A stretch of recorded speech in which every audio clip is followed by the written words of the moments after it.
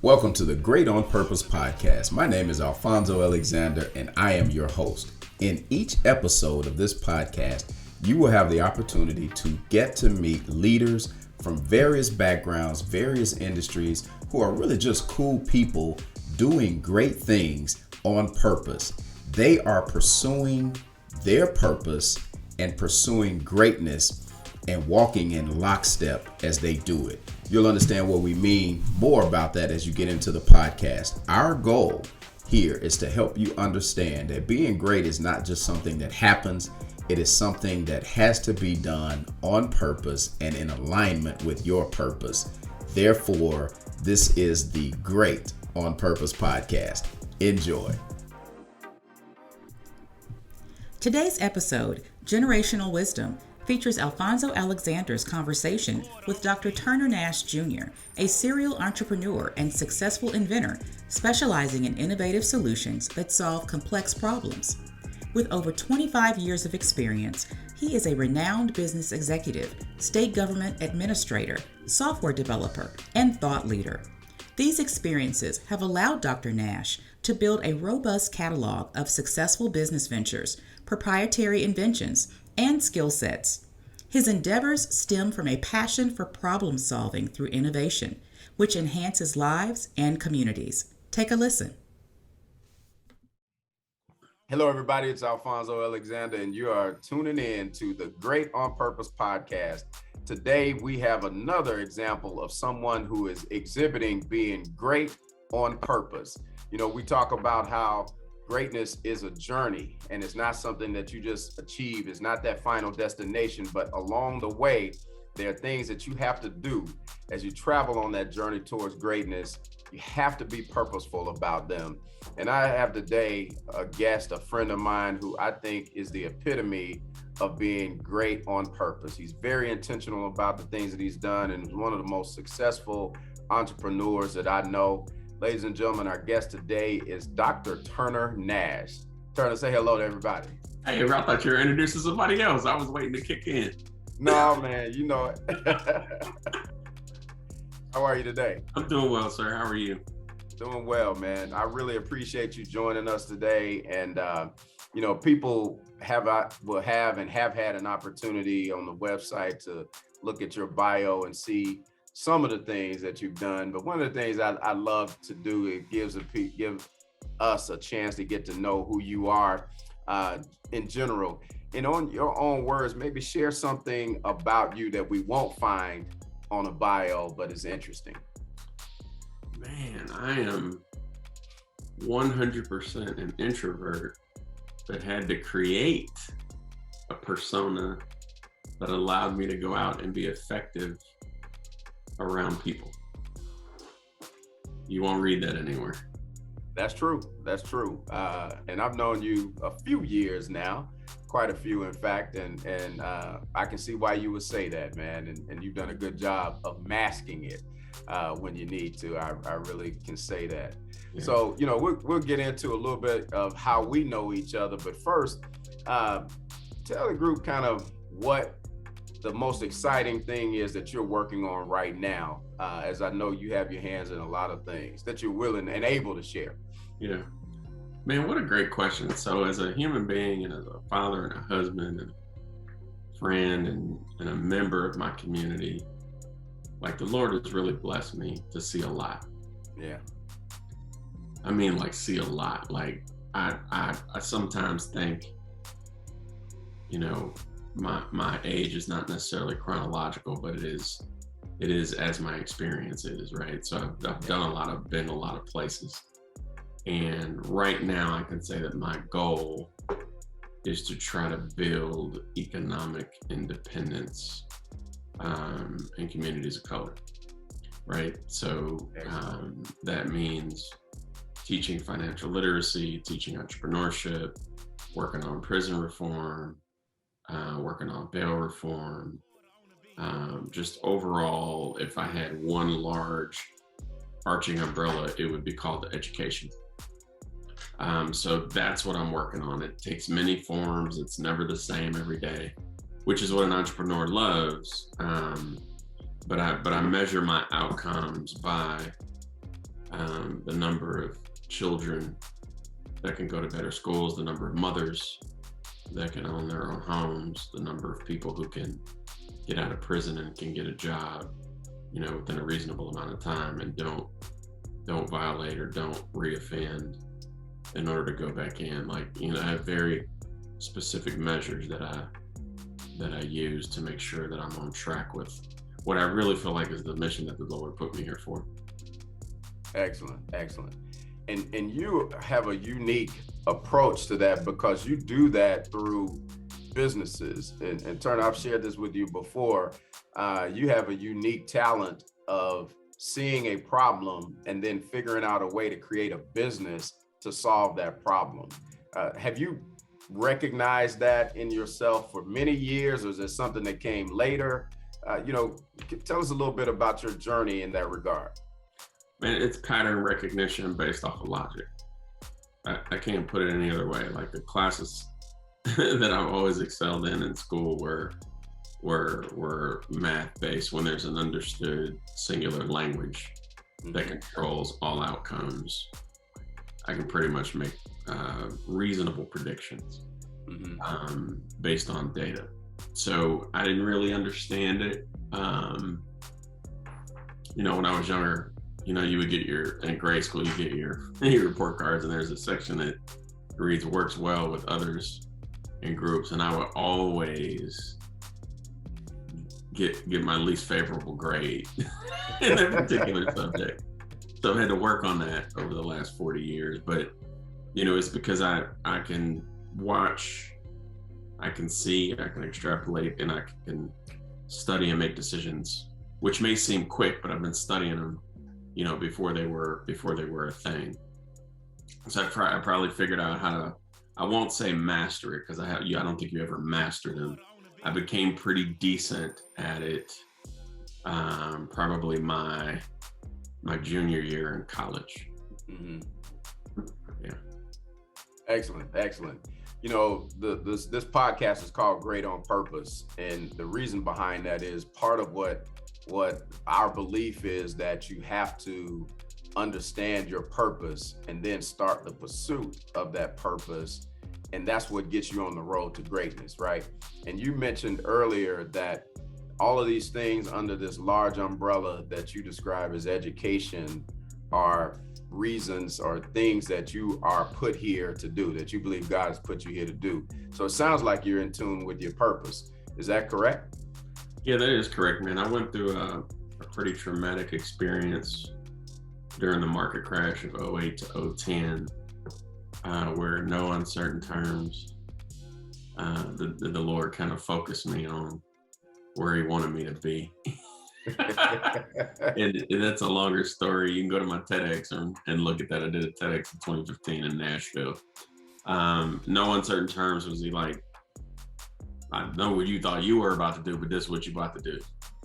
And I, of course, followed that, and I was able to find my purpose, which is, man, I love helping people, right? I love coaching kids. I love mentoring. I think because I've had the blessing of being in so many places with so many people, learning so many things, that it is incumbent upon me to hand that forward, to pay it forward to the next generation. A lot of people talk about generational wealth and it's money. It's wisdom, right? The money comes and goes, but it's the wisdom of how to navigate that I think is priceless.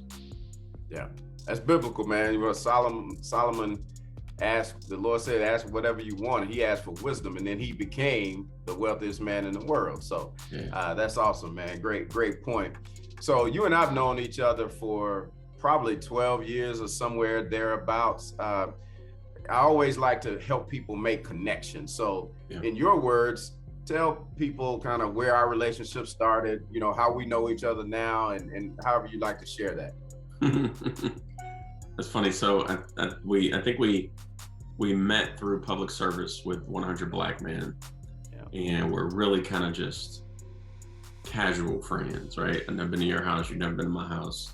We've never really broken bread, just kind of volunteered together. And then I had an event where I was selling a business, and I always like, and I say this jokingly, so just whoever's watching is just gonna get whatever our real relationship is.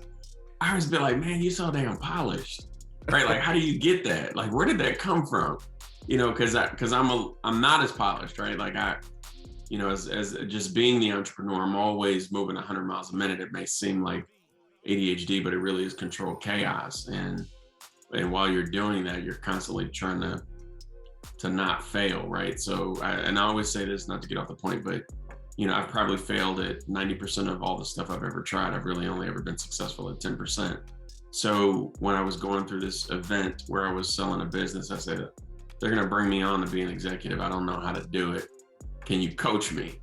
And then I think we ended up probably having a few sessions there. And you were like, man, like, it's all in your mind. I'm sure you can do it. You made it this far. And you ended up being right. And then I think we ended up volunteering on some other things and really just kind of became cool friends. So, you know, time, right? Time formed that one, 12 years in the making.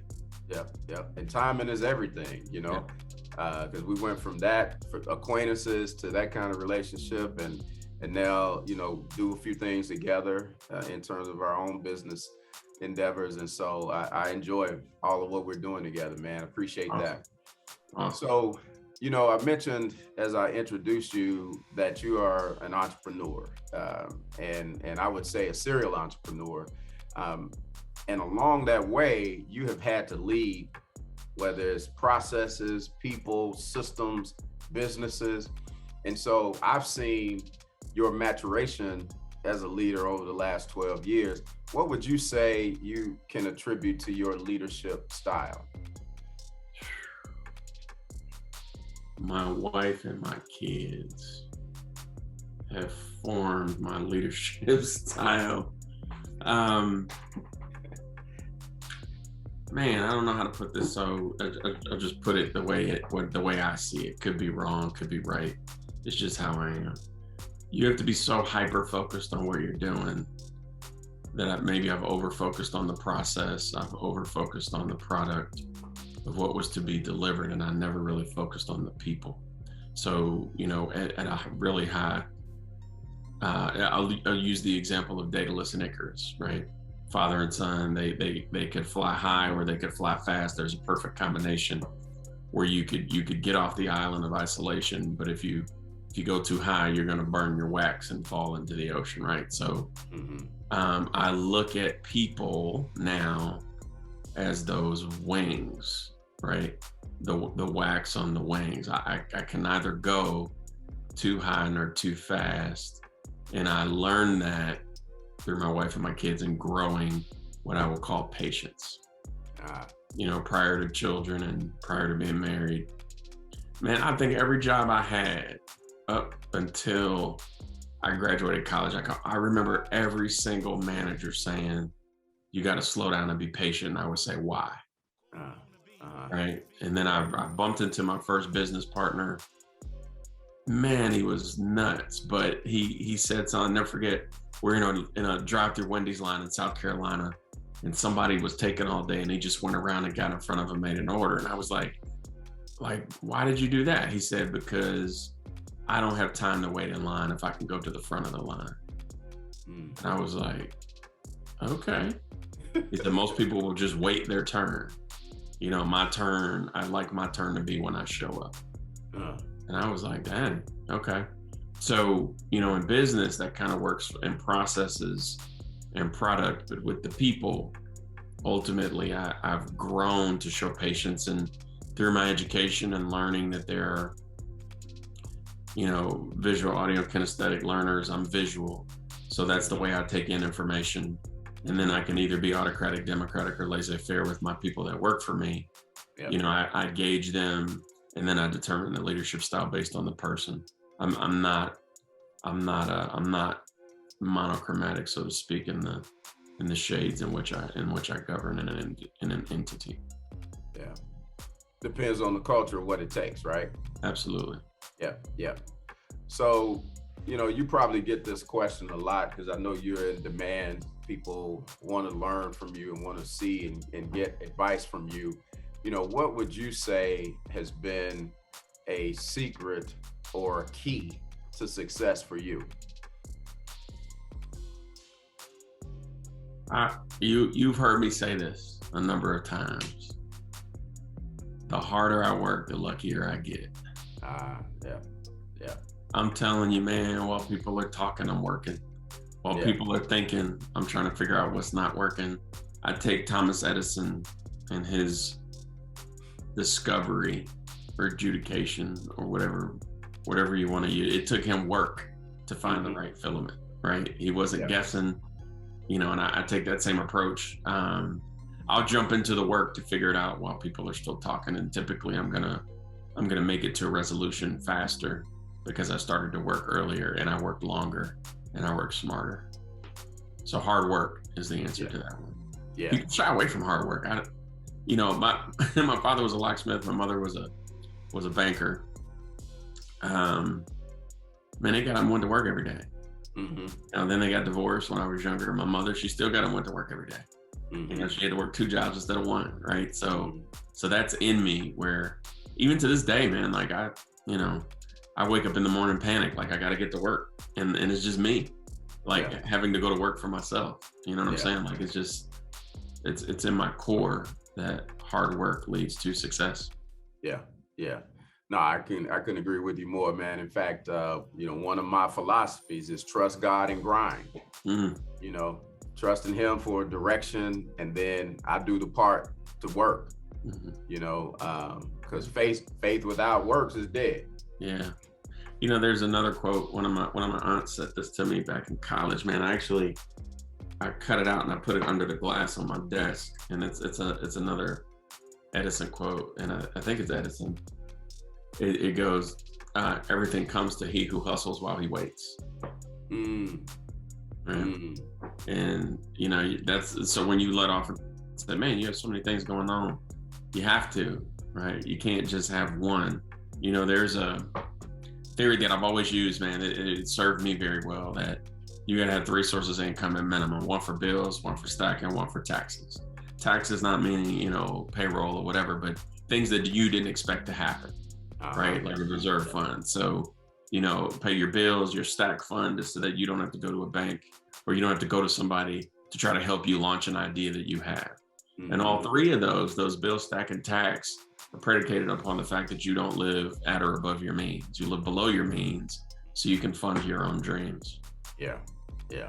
And starting that early. I went off the rails with that one. What was the question? Hey, you answered it. Hey, you answered it, man. It was a key to success. Okay. And the particular that latter part, man, is so important because this. You started your entrepreneurial journey early in age. I started much later. I started it seriously much later. Yeah. And part of it was because I didn't have the concept of those 3 uses for the income, right? And so when I needed to do some things, I would have to go seek support if I wanted to start something or launch something or what have you. But so many successful entrepreneurs have that understanding of being in position to bring your own capital to the table. And even if you do need some additional, if you have your own, it's easier to get that additional, right? And I had a business deal one time. This is crazy. So, and it sounds like a lot, but just hear me out. I had this deal where I made I think the gross on it was like 1.9 million. After I paid all the bills, I had like 900,000 left over.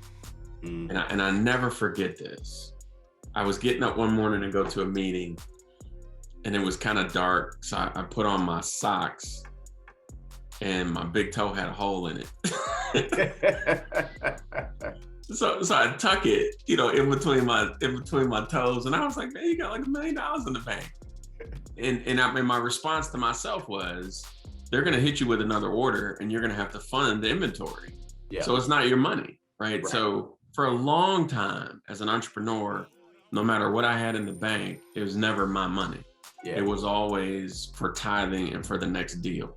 Does that make sense? Oh, 100%, man.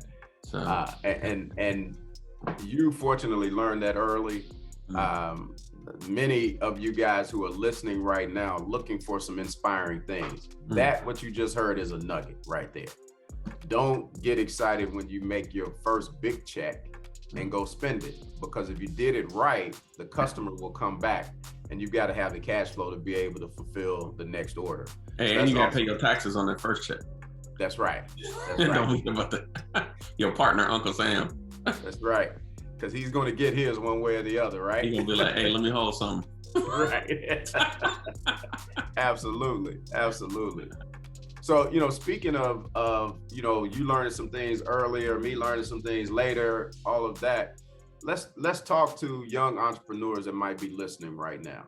If you had one piece of advice that you've learned, or maybe you wish you knew it earlier, but for a young entrepreneur that might be listening, what's a golden nugget that you can give them in terms of wisdom? Man, there's this link. It's almost like the best articulation that I've heard. And it's called "You Have to Jump." It's by Steve Harvey. He's standing in a parking lot. Somebody's filming him on a phone, and it rings true, because he basically says, and if you want to soar, you have to jump. He goes, and if you never jump, I promise you'll never soar. He goes, you see people 1 week in New York at Fashion Week, then you see them in the south of France, and then you see them in London. He goes, it's because they jump and their parachute open. And then he goes, but don't get it twisted. You're going to hit the side of the mountain and scrape your knee and blow your back out. But that's the learning part of being an entrepreneur. But I would definitely say, if you are scared, pray about it. Man, sometimes I find that most entrepreneurs who are young, they don't leave the workspace until they just get really pissed enough to think that they could do something better. Like it's emotional, and I think people. I'll say this is my second point. The first point is you got to jump. The second point is, man, all of this Facebook, Instagram, whatever you want to call it, it's all for show. People are showing you the best of times. They're not showing you the worst of times. Yeah. Right. So you got to remember too, like, nobody's going to believe in your dream like you do. Nobody's going to invest in your dream like you do. So you got to be willing to stand on that dock waiting for that boat to come for years. Mm-hmm. And it's important to have, if you're married, you got to make sure your spouse is on board. My wife knew what she was marrying 22 years ago. I was an entrepreneur before we got married, right? We didn't have kids. There's a whole another story behind that, because I was like, I'm gonna be gone. Here's a dog, right? Like, let's we can make a compromise. Let's meet in the middle. You know what I mean? And then when things started picking up on the business, we eventually agreed that it was time to have children. And I had always wanted to. I've always wanted for my wife to have the position to either work or not, if she wanted to. That's just me. I don't make any, my wife, I don't make any suggestion either way. I just say if you want to stay home, because, raising children is a full-time job. And I feel like if she and I do it, that we'll probably have better outcomes than leaving them in the streets to the system. So, for that, I think I gave you a couple. You got to jump. You're going to be out there by yourself. Be ready to be alone. Have a supportive spouse. And then I'll go back to my last answer, which is structure your life to the point where you can fund yourself. Mm-hmm. Mm-hmm. Those are 3 great ones, man. 3 great ones. So let me ask you this, Turner. I know you're a fan of hip hop. You're a student of hip hop music, right? Yes, sir. So share with us a line or lyric, maybe even a song title that means a lot to you, and is something that you can relate to, that has helped you in life.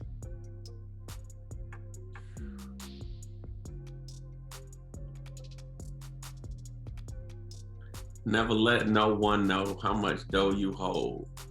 Cheddar breed jealousy, especially if that man's messed up, you get your ass stuck up. I love it, man. I use that because I've seen it where you could be a vessel to get from one place to another. You could be out there in such a way that people don't think that you respect the vessel when they try to take the vessel. Or you could carry yourself in such a way that the vessel looks so attractive that people begin to jump on the vessel, not really understanding where it's going, but they just want to be on it. Then you've got other people that want to take the vessel and use it for things other than for what the vessel was intended, right? Like it just, I'm always, and you know this, man, I keep my cards close. Very rarely do I show or share what I'm about to do. You'll hear about it after I did it, so that I can cut out the people who, you know, where the cheddar breeds jealousy. You know, I try to avoid those problems and be humble. Yep. I love it, man. I love it. You know, mine is stay ready so you don't have to get ready. Dude, there's so many of them. I know it, right? Like you pick one. So immediately I go to the 10 Commandments by Notorious. You know what I mean? Like that was just 3 minutes of just some gold, right? Yeah. And you can apply a lot of that to the business world, man. I'll be honest with you, man. I've sat in meetings with dope boys in my youth, and I sat in meetings with private equity as an adult, and some of the basic tenets are the same. Oh yeah. You know what I'm saying? The ruthlessness is the same. You know what I'm saying? Yep. Some sell stocks, some sell crack. Some threaten you with lawsuits, some threaten you with guns. It's a lot of that is the same. Yeah. That's for sure. So you know, let me ask you one other question since we're on this kind of this hip hop thought. What is your thought on if there's truth to Biggie's song with Diddy, More Money, More Problems? I got my own perspective, but I want to hear yours first. Oh, that's an awesome question. I'm going to share with you more money, more problems if you're financially illiterate. Yeah. So I have a guy who I met going through one transaction, and we were talking about taxes one day. He goes, you got to do this and not do that, or it's going to cost you more money. And I was like, man, you like 32? Like, how do you know that? He said, man, I work for Goldman Sachs. We have 300 years of history. I was like, dang, right? Yeah. He leaned on the system to bring that knowledge forward. You look at what's going on right now in Afghanistan, and I didn't get it at first. When we pulled all the troops out and they're like, you left some Americans behind, and Biden was like, man, we got other means, we'll get them. And I was like, no, like they should come home now. You know what I mean? Like the rest of America's like, what do you mean? Yeah. Then an article comes out last week where out of the $10 billion that the Afghan government has, 8 billion of it is sitting in New York. Right. There's another financial lever that can be pulled in order to maintain or create diplomacy. Right. So I'm going to say history and learning and education, right, can minimize the more money, more problems dilemma. Yeah. It's all about what you know. Yeah. And my take on that is more money, different problems. Now, that's true. You know, that's different true. problems. As one of my mentors says, it's not how much you make, it's how much you can keep. Yeah. And I like the money problems better than the no money problems. You know, I've been both. Same here. Yeah, I've been both. And it's a lot easier not being poor. Yeah, for sure. So that's why we want to try to inspire people to be purposeful about that journey to greatness. Turner, you know me, man. You know I'm always willing and have the sincere desire to help others. And so my last question for you is, what can I do to help you? How can I do something today or in the near future to be helpful to you? Man, keep being you. That's how you like a Swiss Army knife, man. I just be like, let me holler at you about something. I pulled you in yesterday on something that I, needed some help on, and you helped me. So, man, I don't need anything specific today. I would say, if I can, What I need from you is for you to ask for help more.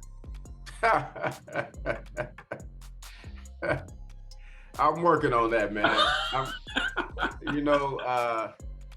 This week has been a week where I've heard somebody say that multiple times. As a matter of fact, I've heard that twice today already. Mm-hmm. So I'm working on that one. That's what you can do for me. All right, man. I'll do that. Any last closing comments that you might have for anybody that's out there listening? Yeah. You gotta believe in yourself, man. When I was younger, I would sit up on Saturday mornings and watch Lifestyles of the Rich and Famous, because it used to come on like right after Schoolhouse Rock.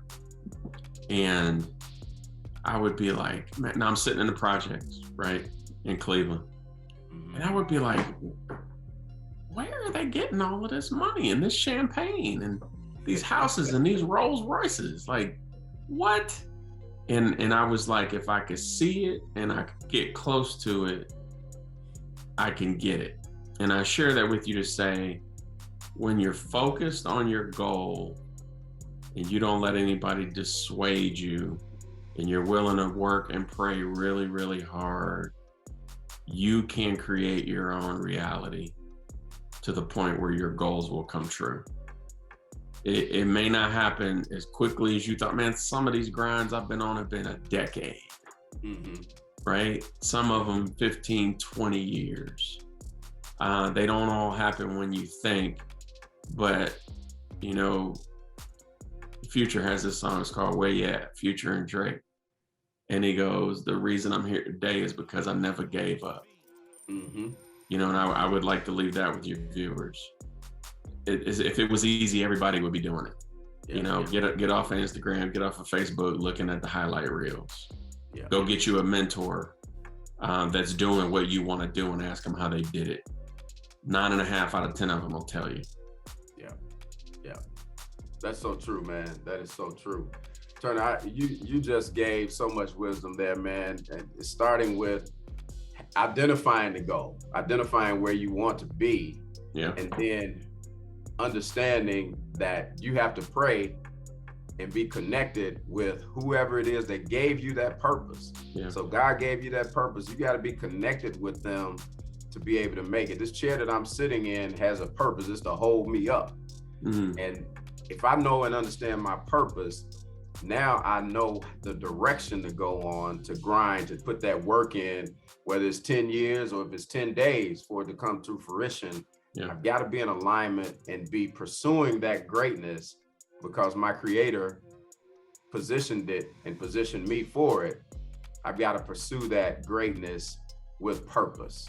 So thank you so much, man. That's amazing. I appreciate the time. We got to get together and do something like this again, man. It's always good when we get a chance to talk. Appreciate you, and we'll catch up soon.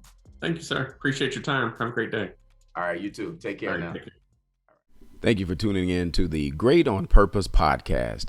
I am Alfonzo Alexander. Please be sure to follow me on Instagram, LinkedIn, and Facebook so that you can continue to hear stories and get information that can help inspire you to be great on purpose.